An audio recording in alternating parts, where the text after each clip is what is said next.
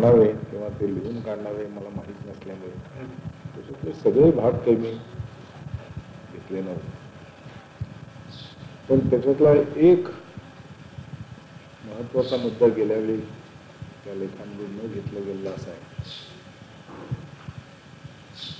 की आपण कार्यकर्ते इथे बोलावतो, एरवीही ज्यांना शेतकरी संघटनेमध्ये काही स्वारस्य आहे, शेतकरी संघटना ही काही महत्वाची गोष्ट करते आहे असं ज्यांना वाटलं आणि जे आपणहून कामाला लागले असे कार्यकर्ते इथे येतात. त्यांच्यापैकी बहुतेकांनी एखाद दुसरं तरी भाषण नक्की ऐकलेलं असतं. एकही भाषण ऐकलेलं नाही माझं त्या शेतकरी मेळाव्यातलं वगैरे असं काही कोणी इथं असणार नाही अशी माझी कल्पना. पण शेतकरी संघटक नियमितपणे वाचतात किंवा शेतकरी संघटनेच्या साहित्यातलं काही महत्वाचे भाग तरी वाचले आहेतच असं सांगणं फार कठीण आहे. आणि पुष्कळ वेळा भाषण ऐकताना काही गोष्टी समजतात असं वाटतं, पण आपण काही पुस्तकी माणसं नाही. त्यामुळे पुस्तकातली पानं जरी आपण उलटत गेलो तरी प्रत्यक्ष त्याच्यामधला अर्थ आपल्याला सगळा समजतोच असंही नाही. पण तरी देखील विचार अधिकृतरित्या मांडला गेला न समजता देखील तुम्ही मंडळी कामाला लागलेले आहात. कामाला लागले एवढंच नाही तर या कामातनं काही आपल्याला एखादं पद मिळणार आहे अशी काही आशा नाही किंवा यातून काही पैशाचा फायदा होणार आहे, शेतीमालाचा भाव केव्हा मिळेल तेव्हा मिळेल, पण व्यक्तिशः याच्यात काही फायदा व्हायचा असं नाही. सगळ्या शेतकरी समाजाचा जो काही फायदा होईल त्याच्याबरोबर आपला जो काही होईल तो हे माहीत असताना सुद्धा तुमच्यापैकी सगळेजण कामाला लागले. जो तो आपापल्या ताकदीप्रमाणे काम करतो किंवा घरातली परिस्थिती असते त्याप्रमाणे काम करतो. घरात दोघं तिघं भाऊ असले तर शेतावरती नाहीतरी 2-3 भावांना काही फारसं काम नसतं. मग एखादा भाऊ सहज शेतकरी संघटनेच्या कामाकरता मोकळा होऊ शकतो. पण एखाद्याच्या डोक्यावरती सगळी घरची शेतीची जबाबदारी असली म्हणजे तो त्या मनाने कमी काम करतो. दोघांची काही तळमळ वेगळी असते असं नाही, तळमळ तीच असली तरी सुद्धा परिस्थितीप्रमाणे काही जणांना काम करता येतं, काही जणांना कमी काम करता येतं, काही जणांना कदाचित काम करता येतही नसेल. पण महत्वाचा मुद्दा असा की त्या त्या परिस्थितीप्रमाणे अधिकृतरित्या विचार वाचलेला नसताना, समजलेला नसताना सुद्धा तुम्ही शेतकरी संघटनेच्या कामाला लागलेली माणसं. आम्ही मुद्दा कशा करता थोडासा पुनरुक्तीचा दोष पत्करून मांडतो आहे की विचार आणि काम या दोघांमधला संबंध थोडा स्पष्ट व्हावा. विजेचा पंखा आपण चालू केला म्हणजे तो एका दिशेने फिरायला लागला आणि खूप वेगाने फिरायला लागला की आपल्या नजरेला असा काही आभास होतो की प्रत्यक्ष पंख्याची पाती ज्या दिशेने फिरतायत त्याच्यापेक्षा ती उलट्या गतीने पण हळू फिरतायत असा एक दृष्टीभ्रम आपला तयार. तसं माणूस विचार करतो आणि त्या विचाराप्रमाणे काम करायला लागतो असा एक दृष्टीभ्रम आहे. मला हे पटलं म्हणून मी कामाला लागलो असं आपण सहज बोलता बोलता सुद्धा म्हणतो. मोठ्या मोठ्या विचारवंतांनी, महात्मा गांधींसारख्या सुद्धा माणसाचं मन बदललं, त्याचं हृदय परिवर्तन केलं म्हणजे तो चांगलं वागायला लागेल अशी भूमिका ठासून मांडलेली आहे. त्याही पलीकडे जाऊन शिक्षण जर लोकांचं झालं तर समाजामध्ये सुधारणा घडून येईल असाही विचार अनेक जण मांडताना आपण ऐकतो. बाबासाहेब आंबेडकरांनी दलितांच्या चळवळीमध्ये दलित तरुणांनी शिक्षण घ्यावं याला खूप महत्व दिले. एवढंच नव्हे, खुद्द ज्योतिबा फुल्यांनी सुद्धा अविद्येमुळे शेतकऱ्यांचा नाश झाला, जर विद्या शेतकऱ्यांच्या मुलाला मिळाली तर त्यांना आपला ऱ्हास होतो आहे, आपल्याला पिळलं जात आहे, आपला फायदा घेतला जातो आहे, कष्ट आपण करतो त्याचा फायदा दुसरे जण घेतात याची जाणीव होईल. आणि ती एकदा जाणीव झाली की मग त्यांची गुलामगिरी संपायला फारसा वेळ लागणार नाही. माणसाचं मन बदललं म्हणजे मग त्याची कृती आपोआप बदलेल असा विचार अनेकांनी मांडलाय. आपल्याही डोक्यामध्ये असा विचार. वस्तुतः हे असं होतं का? खरं म्हटलं तर विचारामुळे कामाला गती मिळते असं म्हणण्यापेक्षा विचार जर जास्त झाला तर काम थांबतं, मनुष्य निष्क्रिय होतो, अशी उदाहरणं ती निदान साहित्यात पाहायला मिळतात. तुमच्यापैकी ज्यांनी मुळातलं हॅमलेट तर काही वाचलेलं नसेल, पण हॅमलेटची गोष्ट आपल्यापैकी अनेकांना माहिती आहे.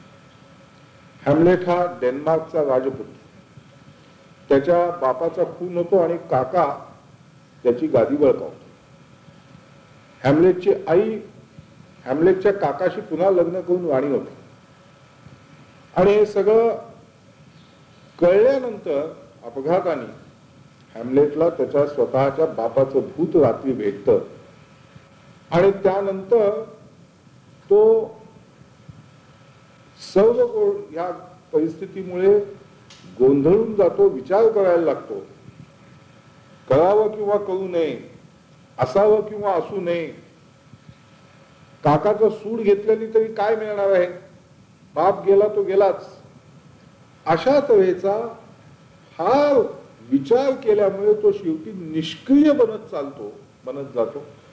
असं त्याचं चरित्र वर्णन शेक्सपियरने केलं आहे. विचारामुळे माणसाच्या हातून कामं होतात असं आपण धरतो. या उलट अतिविचार झाल्यामुळे मनुष्य निष्क्रियही होतो असं दिसतं. मग विचार आधी का काम आधी? मनुष्याची क्रिया ही कामाप्रमाणे त्याच्या विचाराप्रमाणे ठरते का त्यांनी काय करायचं ही ठरवणारे घटक काही वेगळेच आहेत? त्यातलं खरं काय? काही वेळा आपल्याला कार्यकर्त्यांना सुद्धा असा अनुभव येतो. शहरातला एखादा मनुष्य भेटतो, आपण त्याला साधी शेतकरी संघटनेच्या विचारातली मूलभूत भूमिका समजावून सांगायचा प्रयत्न करतो की शेतकरी शेतामध्ये वापतो, शेतातली जी काही जमिनीतली तत्व आहेत ती वापरून पीक काढतो. ते काढण्याकरता त्याला बी बियाणं, औषधं, खतं वापरायला लागतात, बैल ठेवायला लागतात, कष्ट करायला लागतात. कष्ट करणाऱ्या माणसाला काही नाही म्हटलं तर जगायला तर पाहिजेच. मग शेतकऱ्यांनी हा जो त्याचा सगळा खर्च आहे तो भरून निघाला पाहिजे अशी अपेक्षा ठेवली तर त्याच्याबद्दल एवढं काकू उठवायचं काय कारण आहे? गेल्या 15-20 दिवसामध्ये आपण वर्तमानपत्रात पाहिलं असेल, दिल्लीला जसजशा आमच्या अहवालाच्या बातम्या बाहेर येऊ लागल्या तसतशा वेगवेगळ्या वर्तमानपत्रातनं लेखांच्या मालिका येऊ लागल्या. आणि शेतीमालाला भाव एक तर आधी म्हणजे मिळतच आहे, शेतकरी फार चंगळ करता आहे, सगळीकडे खुशच आहेत असं तरी म्हणतात, किंवा शेतीमालाला भाव मिळाला तर सर्वसामान्य शेतकऱ्याचं काही भलं होणार नाही, काही 2-4 लोकांचंच भलं होईल, मजुरांचा काही फायदा त्याच्यामध्ये होणार नाही. अशा तऱ्हेचे बाष्कळ युक्तिवाद ते करताना दिसतात मोठी विद्वान म्हणजे. आणि आपल्याला असं वाटतं की यांना समजत का नाही, किती साधी गोष्ट आहे.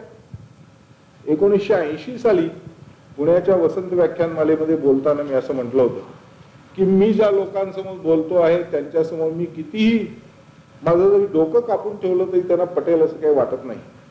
पण माझी खात्री आहे की तुमच्यापैकी कोणालाही वर्ष 2 वर्ष शेतीवरती पोट भरण्याची जर वेळ आली तर मग मात्र तुमच्यापैकी प्रत्येकाला मी जे म्हणतोय ते पटल्याखेरीज राहणार नाही. ही माणसं विरोध का करतात? त्यांनी काही शेतीचा अभ्यास केलाय असं नाही.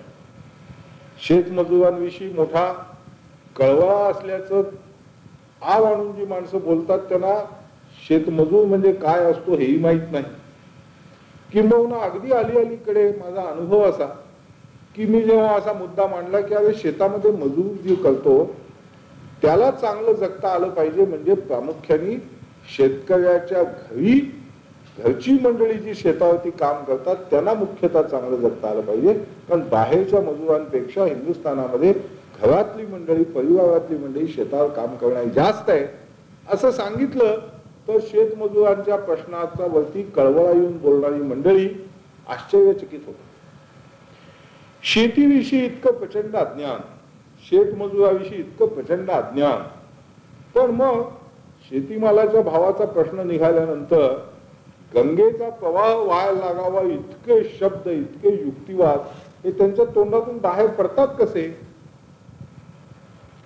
मला असं वाटतं की एखाद्या माणसाने भूमिका मांडली आणि त्याच्याशी आपण शाब्दिक युक्तिवाद करत किंवा वेगवेगळे मुद्दे, वेगवेगळी आकडेवारी ही त्याच्यापुढे मांडली तरी सुद्धा त्याला काही तो विचार पटत नाही, समजत नाही.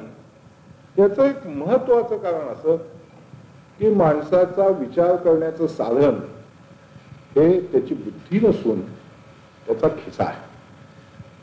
ज्याला ज्याला जे जे काही परवडतं ते त्याला पटकन पटतं, जे त्याला परवडत नाही ते त्याला पटत नाही किंवा ते चुकीचंच असलं पाहिजे असं तो गृहीत धरून चालतो.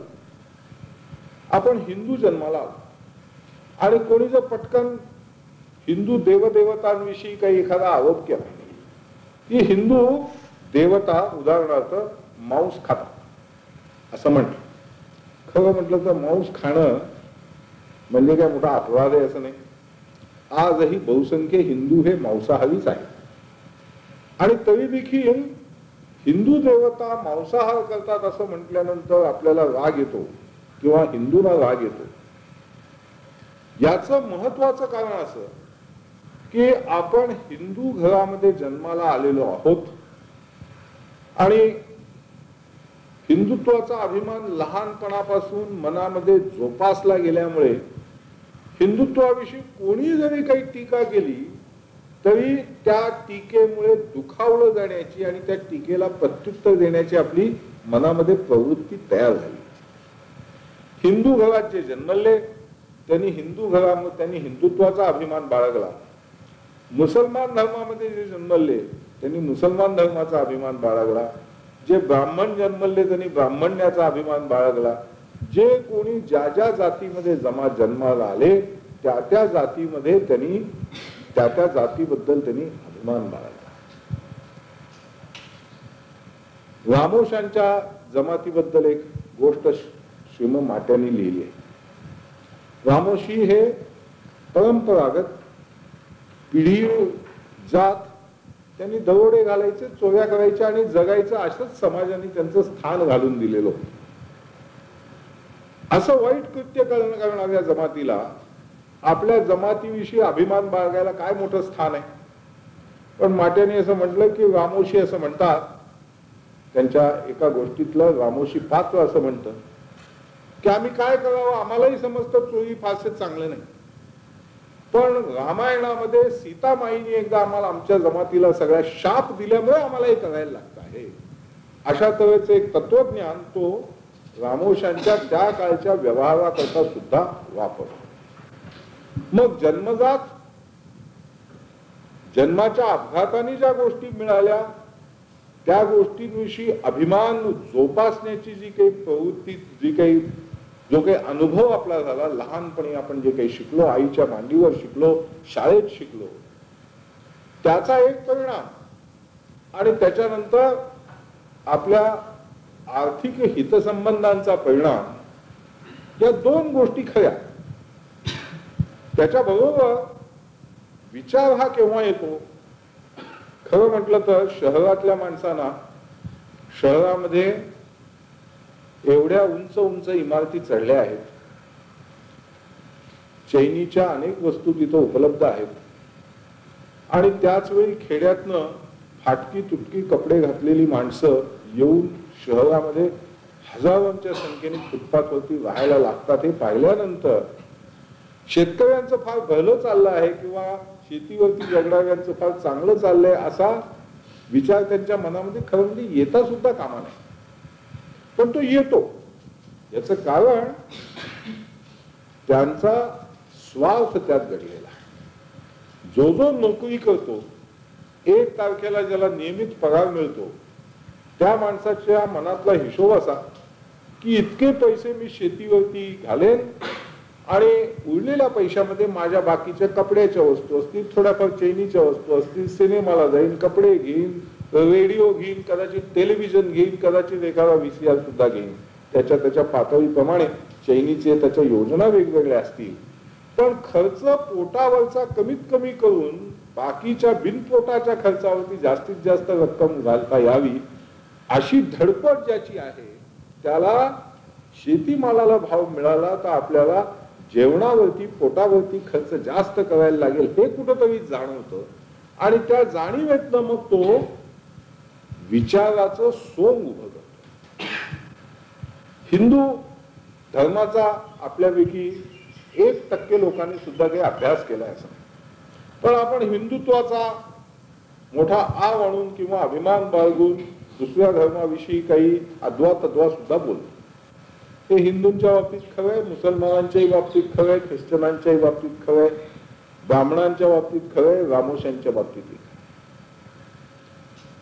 तसंच एकदा आपला फायदा ह्याच्यात आहे असं कळलं की माणसं वेगळे वेगळे युक्तिवाद शोधून काय करायचं आहे ते पहिल्यांदा ठरतं, आपल्याला सोयीचं काय आहे हे पहिल्यांदा ठरतं, आणि मग जे काही करायचं आहे त्याचं तत्वज्ञान उभं करण्याकरता, समर्थन उभं करण्याकरता एक एक विचार माणसाच्या मनात तयार. पुन्हा पहिल्या मुद्द्याकडे मी येतो. तुम्ही कामाला पहिल्यांदा लागला, याचा अर्थ शेतकरी संघटनेच्या कार्यक्रमामध्ये शेतकरी म्हणून आणि शेतकरी कुटुंबातली एक व्यक्ती म्हणून काहीतरी आपल्याला अडचणीतून सोडवणारं, आपलं भलं करणारं काहीतरी आहे याची जाणीव ही तुम्हाला पहिल्यांदा झाली. विचार आणि त्याचं समर्थन शिकण्याकरता एका अर्थाने आपण येतो आहोत. प्रत्येक माणूसच अशा तऱ्हेने आपापल्या परिस्थितीचं समर्थन करत असतो. तुम्हीच करता असं नाही, दुसरेही करतात. आपणही त्यांच्यापेक्षा काही वेगळे नाही ही गोष्ट समजून घेणं आवश्यक. मग विचार हा शिकणं चांगलं का नाही, काय करायचंय ते आपल्याला पहिल्यांदा कळलंय, पण ते आपण का करतो आहोत याच लोकांना समजावून सांगण्यासारखं एखादं तत्वज्ञान आपल्याला उभं करायचं आहे. मनात ते उभं होत आहे. शेतकऱ्यांना एक शेतकरी संघटना भेटली, हिंदूंना शिवसेना भेटली, मुसलमानांना आणि कोणची त्यांची संघटना भेटली. अशी वेगळी वेगळी माणसं, वेगवेगळ्या संस्था, वेगवेगळे विचार मांडत असतात. मग आपण शेतकरी संघटनेमध्ये या सगळ्या भाऊ गर्दीत स्वार्थाचं तत्वज्ञान सांगणाऱ्या आहोत काय? त्याचं उत्तर एका शब्दात द्यायचं झालं तर हो, आपणही आपल्या स्वार्थाचं तत्वज्ञान करतो आहोत. हा स्वार्थ नसता तर संघटनेचा विचार केवळ काही एक नवा विचार आहे म्हणून महाराष्ट्रात काय सगळ्या देशात काय शेतकरी गोळा झाले असते असं म्हणणं चूक आहे. शेतकरी संघटनेचा विचार हा फार श्रेष्ठ आहे, फार उच्च आहे, याच्यासारखा विचार झाला नाही असं मुळामध्ये म्हणण्यातच मूलभूत चूक आहे. आणि ती चूक अशी की कोणताही विचार हा परिपूर्ण आणि पूर्ण सत्य असा कधी असतच नाही. अमुक एक विचार, अमुक एक तत्वज्ञान हे सर्वश्रेष्ठ आहे आणि सदा काळ करता येणाऱ्या सगळ्या युगांकरता जे काही सत्य आहे ते त्याच्यात सांगितलेलं आहे असं जर कोणी म्हणू लागला तर त्याचा अर्थ एवढाच की याला सत्य म्हणजे काय हे सुद्धा समजलेलं नाही. किंबहुना विचार करताना पहिल्यांदा गोष्ट कोणची लक्षात घ्यायची असेल तर ती की आपल्या सगळ्यांनाच ज्या काही दुर्बिणी मिळाल्या आहेत डोळ्यात पाहण्याकरता त्या सगळ्याच दुर्बिणींच्या काचा या वेड्या वाकड्या आहेत. कोणत्याही काचेतनं संपूर्ण दिसतं असं नाही, कोणत्याही काचेतनं यथायोग्य दिसतं असंही नाही. जो तो आपापल्या परीने आंधळा आहे आणि चार आंधळे हत्तीला पाहायला गेल्यानंतर त्यांची जी स्थिती होते तीच आपली स्थिती होत असते. आपली ज्ञानेंद्रिय ही खऱ्याच अर्थाने फुटक्या तुटक्या दुर्बिणींसारखी असते. सगळ्या जगातलं सगळ्या विश्वातलं ज्ञान, सगळं ज्ञान, शेवटचं ज्ञान असं मिळवण्याची काही शक्यता माणसाला आहे का? गेल्या वर्षाच्या शेवटाला काही पदार्थ विज्ञान शास्त्रांनी असा एक सिद्धांत मांडला की आजपर्यंत आपण ज्याला विश्व विश्व असं म्हणत होतो, अनेक सूर्यमालिका, अनेक ग्रह, अनेक तारे, कोट्यावधी ग्रहांवरती कदाचित माणसासारखी बुद्धी असलेले प्राणी जगता आहेत, त्यांचे संसार थाटता आहेत, असं हे विश्व म्हणजे परिपूर्ण विश्व नसून एकूण विश्वाचा हा पुन्हा एक छोटासा भाग आहे. आणि या पलीकडे आपल्या विश्वासारखी अनेक विश्व आहेत. जसं आपण पहिल्यांदा फक्त सूर्यमालिकाच आहे असं धरत होतो, सूर्यमालिकेच्या पलीकडे काय आहे माहित नव्हतं. त्याच्यानंतर अनंत कोटी सूर्यमालिकांचं बनणारं विश्व आपण घेतलं आणि ते सगळं विश्व आहे. एका कुठच्या तरी विस्फोटापासून हे विश्व तयार झालं आणि सर्व वस्तू या प्रसरण पावत पावत हे विश्व प्रसरण पावत आहे ही आतापर्यंतची कल्पना. पण गेल्या 6 महिन्यात त्याला धक्का लागला असा की अशी प्रसरण पावणारी विश्व अनेक आहेत. एवढंच नव्हे तर त्यावेळी आकुंचन पावणारी विश्वही अनेक आहेत. अनेक ठिकाणी स्फोट घडता आहेत. म्हणजे विश्वाच्या सुरुवातीला स्फोट झाला म्हणजे काही मोठी एक अजब गोष्ट युगायुगानी घडली असं जे आपण समजत होतो तेही खरं नाही. व्यापक अर्थाने पाहिलं तर या विश्वामध्ये अनेक ठिकाणी अशा तऱ्हेचे स्फोट सारखे होत आहेत. काही विश्व प्रसरण पावत आहेत, काही विश्व आकुंचन पावत आहेत. हे एवढं विश्वरूप दर्शन आपल्याला करायचं. ही बाकीची जी विश्व आहेत त्या विश्वामध्ये आपल्याला ज्ञानचक्षुनी सुद्धा प्रवेश नाही, कारण आपली दृष्टी तिथं पोचू शकत नाही. प्रभावी जरी साधनं घेतली, प्रकाशाच्या वेगाने प्रवास करणारे रेडिओ किरण जरी उत्सर्जनाचे किरण घेतले तरी सुद्धा ते जिथपर्यंत पोचू शकत नाही, कारण किरणांची गती ही सरळ आहे. पण ज्या अंतरावरती प्रकाश किरण हे सुद्धा वाकू लागतात आणि त्याच्या पलीकडे जाऊ शकत नाही, त्या विश्वांचं ज्ञान मिळवायचं कसं? आणि आपल्याला मिळालं काय? एवढ्या सगळ्या विश्वाचा थांग लावण्याकरता आपल्या हाती आहेत काही इंद्रिय. काही इंद्रिय अशा करता मी म्हणतो की या विश्वाचा पत्ता लावण्याकरता किती इंद्रिय लागतील हे सांगणं फार कठीण आहे. डोळ्याने दिसतंय खरं, पण क्षकिरणांच्या यंत्रामध्ये क्षकिरणांना जे क्षकिरण दिसू शकतात ते आपल्या डोळ्यांना दिसत नाहीत. आपल्याला काही क्ष किरणांचं एखादं इंद्रिय मिळालं नाही. तसंच अशा किती गोष्टी आहेत की ज्यांचं ज्ञान मिळवण्याकरता लागणारी इंद्रिय आपल्याकडे नाहीत, साधनं आहेत. टेलिव्हिजन आपल्याला इतक्या लांबून कुठच्या कुठे चाललेली मॅच एकदम दिसू शकते, आपले डोळे तर काही दिसू शकत नाही. ते किरण जर पकडण्याची आपल्यात ताकद असती तर कदाचित रेडिओची टेलिव्हिजनची गरजही पडली नसती. अशी इंद्रिय किती असावीत? मला वाटतं कोट्यावधी इंद्रिय असतील.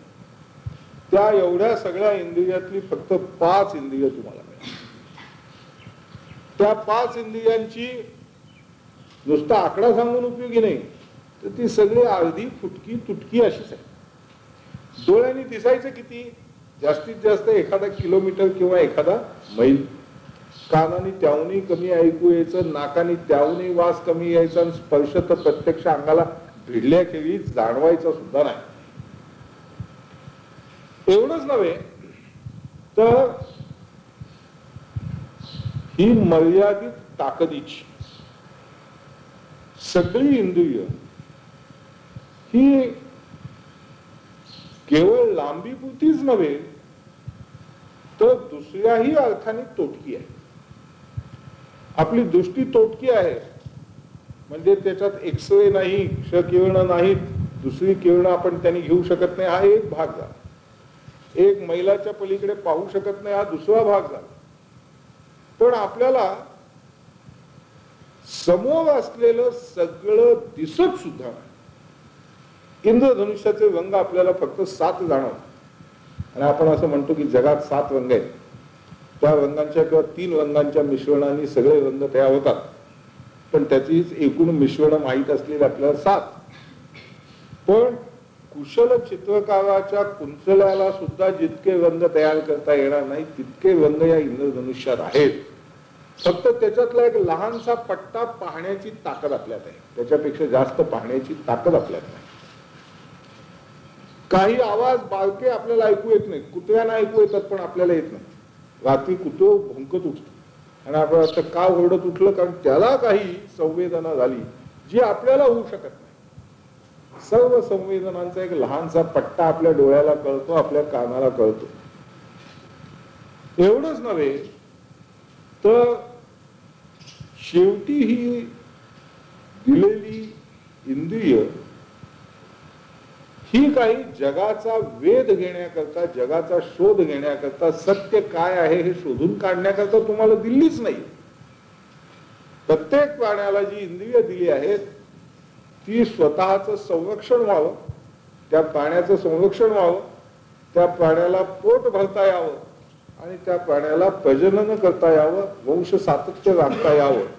संरक्षण, पोषण आणि प्रजनन या 3 विषयांकरता ही इंद्रिय त्याला दिली आहेत, जगाचा शोध घेण्याकरता नाही. त्यामुळे ही इंद्रिय लुच्चेपणाही करतात. जी गोष्ट महत्वाची नाही त्या गोष्टीकडे दुर्लक्ष करायला लागतं. कसे बघा, मी आता इथं बोलतोय, समोर पाहतोय, इथे एक शिवाजी महाराजांचं मोठं चित्र लावलंय, तिथं महात्मा गांधींचं मोठं चित्र लावलंय, खोलीमध्ये वेगवेगळ्या गोष्टी आहेत, वरती पत्रे आहेत, दिवे आहेत. पण ह्यावेळी माझे डोळे गांधींचं चित्र समोर आहे याच्याकडे दुर्लक्ष करतात, जणू ते चित्र तिथं नाहीच. आणि तुमच्याशी बोलताना मी जे बोलतो आहे त्याचा काही परिणाम होतोय का? कुणाला किती समजतंय? कुणाच्या डोळ्यामध्ये असा भाव आहे की काय पुराण चाललंय काही समजत नाही, याच्याकडे सगळं लक्ष वेधलं गेलंय. म्हणजे माझ्या डोळ्याला जी काही या खोलीची संवेदना होते त्याचं जर खरं चित्र काढायला गेलं तर 10-20 डोळ्यांच्या जोड्या, त्याच्यामधले वेगवेगळे भाव, समजुतीचे कमी अधिक भाव, असंच तो खरं फोटो येईल. पण या खोलीचा प्रत्यक्ष फोटो काढला, सत्यार्थ रूप दाखवणारा फोटो काढला तर त्याच्यामध्ये हे चित्र येईल, ते चित्र येईल, शेतकरी संघटनेचा बिल्ला येईल.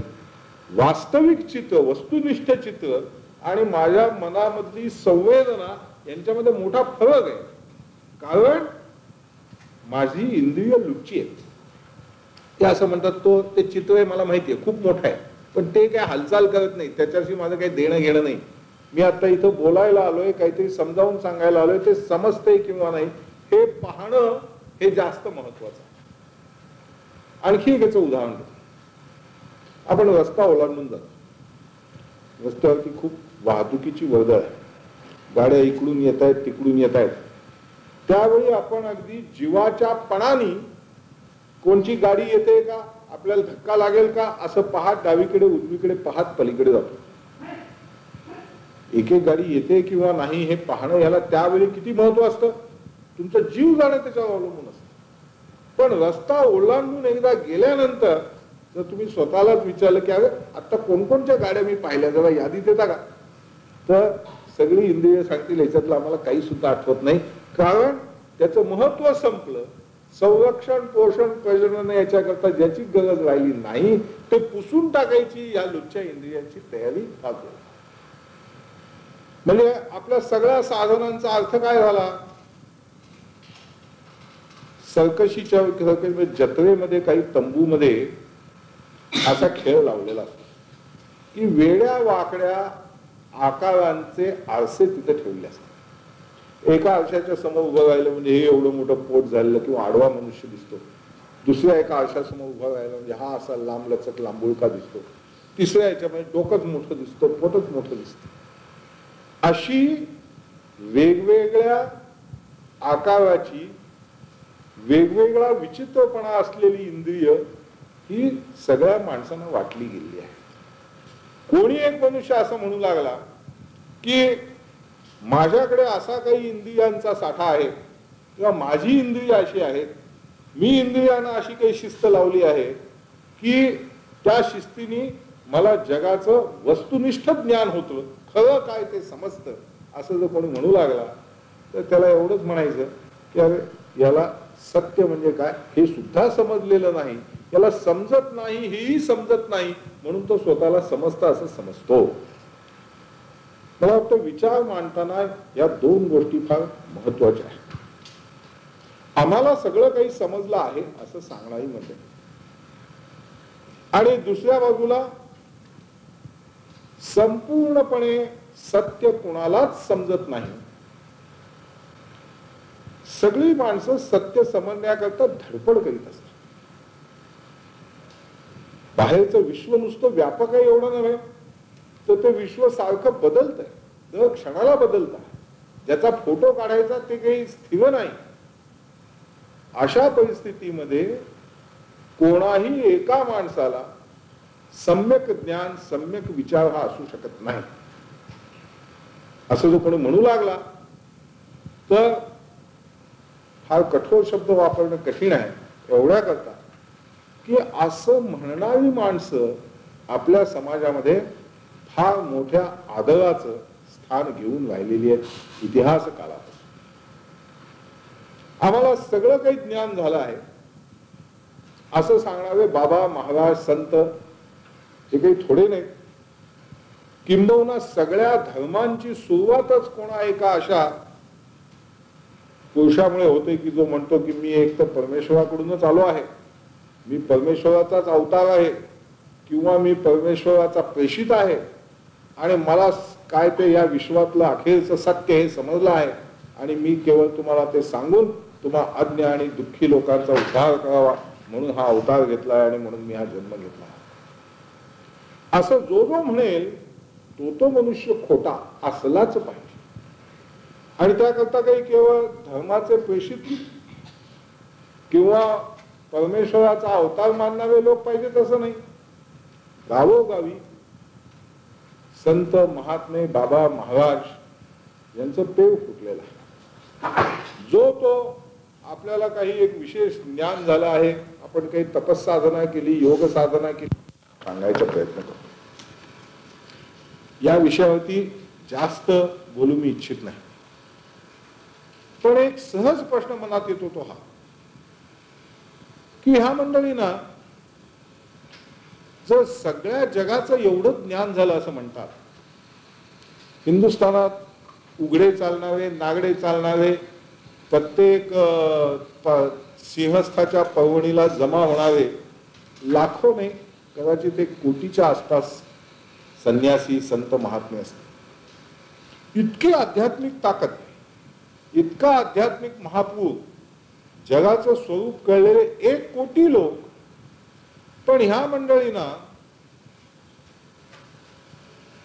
हिंदुस्थान देशाचं दारिद्र्य दूर व्हावं, गरिबांचं दुःख दूर व्हावं याकरता एकही काही शास्त्रीय शोध कधी सांगता आला नाही.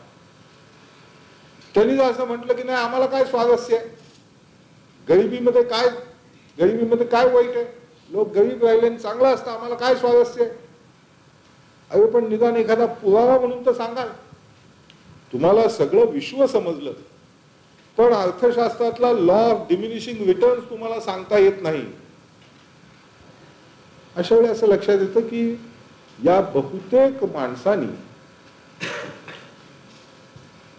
जे ज्ञान पडताळून पाहता येत नाही त्याच्याबद्दल वारेमाप गप्पा मारल्या, पण जे ज्ञान पडताळून पाहता येतं तिथं ते सहसा बोलायचा धाडस करत नाही. आणि जेव्हा जेव्हा त्यांनी धाडस केलं तेव्हा तेव्हा काहीतरी अकटो विकट ज्ञान त्यांनी मांडलेलं आहे. बायबल मधल्या मोझेसशी बोलताना देवदूत त्याला सांगतो की मी सगळ्या विश्वामध्ये सतत फिरत असतो. आणि मोझेस त्याला असं म्हणतो की अरे तू एवढा फिरतोस तर आम्हाला सांग तरी तारे कसे आहेत, ग्रह कसे आहेत. आणि याला उत्तर म्हणून देवदूत जे काही सांगतो ते म्हणजे त्या काळच्या खगोलशास्त्राविषयीचं अज्ञान आहे. सगळ्या आत्मा अमर आहे म्हणणाऱ्या तत्वज्ञानाने भूगोलाची माहिती सांगताना 9 खंड पृथ्वी आणि 10वं खंड काशी असं चाकटो विकट भूगोलाचं ज्ञान मांडलं आहे. तेव्हा यांचं खरं ज्ञान काय आहे जर तपासून पाहायला गेलं तर ते काही फार मोठं व्यापक आहे असं दिसत नाही, किंबहुना ते अज्ञानानेच भरलेलं आहे. या पलीकडे जाऊन जर त्यांना असं म्हटलं की ज्ञान सोडून द्या, तुम्ही जगाच्या कल्याणाकरता आहात, माणसाला आनंद व्हावा, सुखाने जगता यावं याकरता तुम्ही धर्म सांगता असं म्हणता, मग एखाद्या तरी ज्ञानेश्वरांनी असा का नाही चमत्कार करून दाखवला की महाराष्ट्रामधल्या नद्यांना जागोजाग भिंती मध्ये पडून पाणी थांबेल आणि पाणी जमिनीमध्ये झिरपून महाराष्ट्रातल्या विहिरींना भरपूर पाणी येईल असा चमत्कार एखाद्या संतांनी काही करायला हरकत नव्हती. त्या मानाने खूपच कमी दुःखामध्ये विठोबा प्रगट झाला आहे. आणि आज कुणाच्या घरची भांडी घासून दिली, आज कुणाच्या घरची धुणी धुवून दिली, आज कोणच्या जाऊन सुलतानाला नमस्कार घातला, असे चमत्कार करण्यामध्ये वेळ घालवण्यापेक्षा दामाजी पंताला धान्याचं कोठार लुटल्यानंतर शिक्षा होऊ नये म्हणून सुलतानापुढे जाऊन मोहरा ओतण्यापेक्षा महाराष्ट्रात दुष्काळ पडूच नये म्हणून जर का अशा भिंतीत घातण्याचं काम एखाद्या संतांनी केलं असतं तर विश्वाचं रहस्य कळण्याची ताकद यांच्यामध्ये आहे असं मानायला काही जागा झाली असते. आणि हा युक्तिवाद काही खरा नाही की लोकांना संसारामध्ये जे काही दुःख आहे त्याच्याशी आमचा काही संबंध नाही, आमचा संबंध पारमार्थाशी आहे, आम्ही पारमार्थिक आहोत असं संतांनी म्हटलं तर तो खोटेपणा होईल, तो दंभ दांभिकपणा होईल. चांगदेव पुणतांब्याहून निघाला आणि ज्ञानेश्वरांच्या भेटीला एका वाघाच्या पाठीवरती बसून हातामध्ये साप घेऊन निघाला. ज्ञानेश्वराला असं वाटलं की अरे या चांगदेवाला अहंकार फार झाला आहे, तेव्हा याचा अहंकार जिरवला पाहिजे म्हटल्यावरती त्यांनी भिंत उडवली. म्हणजे चांगदेवाच्या अहंकाराला उत्तर शोधून काढलं पाहिजे असं ज्ञानेश्वरांना कुठेतरी वाटलं ही गोष्ट खरी. पण त्याच वेळी ज्ञानेश्वर जिवंत असताना अल्लाउद्दीनाच्या जावयाने मस्तपणे रामदेव रायाच्या जावयाला जिवंतपणे सोलून देवगिरीच्या किल्ल्याच्या दरवाजावरती उलट टांगून ठेवलं. त्या अल्लाउद्दीनाचा अहंकार कमी व्हावा याकरता काही ज्ञानेश्वरांना एखादी भिंत चालवावी असं कधी वाटलं नाही.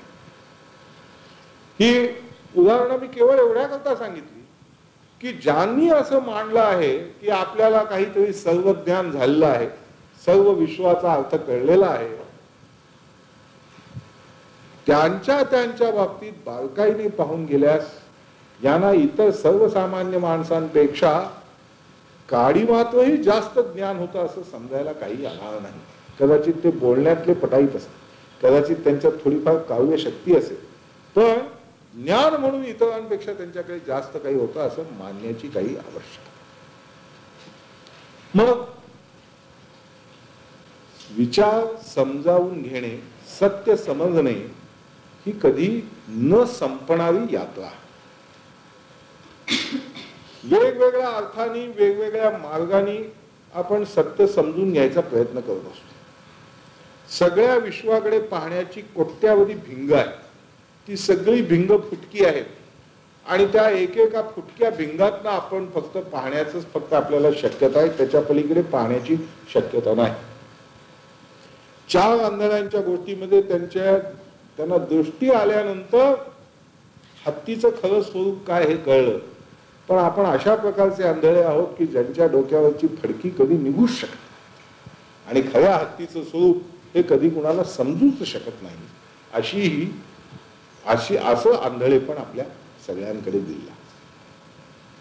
मला असं वाटतं की एव्हाना तुमच्यापैकी पुष्कळांना असं वाटायला लागलं असेल की अति विचार करायला लागलो म्हणजे आपणही सगळे हॅमलेट, की ह्या विचारातनं मग शेतकरी संघटनेचं काम करण्याकरता उत्साह कुठून यायचा, कशा करता यायचा.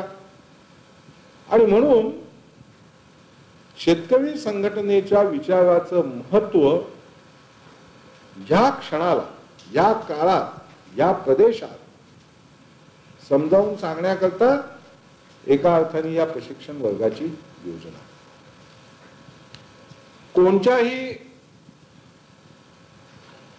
कोणताही एक विचार म्हणजे एका काळी आणि एका जागी एक क्षणभर, एक कणभर जमिनीमध्ये खरा असतो. त्या पलीकडे फारसं व्यापक सत्य हे काही कोणाला माणसाला समजण्यासारखं नाही. पण या विचारांची प्रगती होते कशी? मी असं म्हटलं की माणसाला जी ज्ञानेंद्रिय दिली आहे ती प्रामुख्याने ती संरक्षण, पोषण आणि प्रजनन यांच्याकरता दिली आहे. पृथ्वीवरती पहिला प्राणी केव्हा तयार झाला कोणास? आज उत्क्रांतीचा सिद्धांत बाजूला ठेवून गंभीरपणे या विषयाची आता मांडणी होऊ लागली की पृथ्वीवरती जीवाची सुरुवात झाली असं म्हणण्यापेक्षा पृथ्वीवरती बाहेरून एखाद्या जीवाची लागण झाली असण्याची शक्यता जास्त आहे. म्हणजे कालव्याचा जंतू असतो, तो कुठेतरी तयार झालाच असणार पूर्वी, तो तुमच्या पोटातही कदाचित तयार होऊ शकतो, पण तुमच्या पोटात तयार होण्यापेक्षा बाहेरून लागण होण्याची शक्यता इतकी जास्त आहे की कालवा हा संसर्गजन्य रोग आहे असं आपण म्हणतो. तसं पृथ्वीवरची जीवसृष्टी ही बाहेरच्या संसर्गाने तयार झाली असण्याची शक्यता जास्त आहे असं मानलं जातं. पण तो मुद्दा काही आता महत्वाचा नाही. प्राण्यांची प्रगती झाली कशी? उत्क्रांतीने झाली. उत्क्रांती म्हणजे काय? इथं पुन्हा थोडं स्पष्टीकरण मी अशा करता देतो की ज्यांनी आपल्याला जगाचं सगळं ज्ञान झालंय असं सांगितलं त्या सर्व धार्मिकांनी कुंभारांनी मातीच्या बाहुल्या तयार कराव्यात तसं परमेश्वरांनी माणसाला तयार केलं असं कुठं ना कुठं मांडलेलं. पण प्रत्यक्षामध्ये माणसाची उत्पत्ती झाली कशी? परमेश्वर आहे किंवा नाही अशा वादविवादामध्ये परमेश्वर आहे याचा पुरावा मांडताना असा मुद्दा मांडला जातो की माणसाचा देहच बघा केवढा चमत्कार आहे. नुसते आपले हात बघितले तरी हातामध्ये बोटांची रचना किती सुबकपणे केलेली आहे. सगळी कामं करता येतील अशा तऱ्हेने आपल्याला बोटं हलवता येतात. ज्या अर्थी एवढी योजना आपल्या शरीराच्या रचनेमध्ये आहे त्या अर्थी ही रचना करणारा कोणीतरी अतिबुद्धिमान असला पाहिजे. परमेश्वर अस्तित्वात असल्याचा किंवा परमेश्वर असल्याचा पुरावा, सृष्टीचा निर्माता असा एक परमेश्वर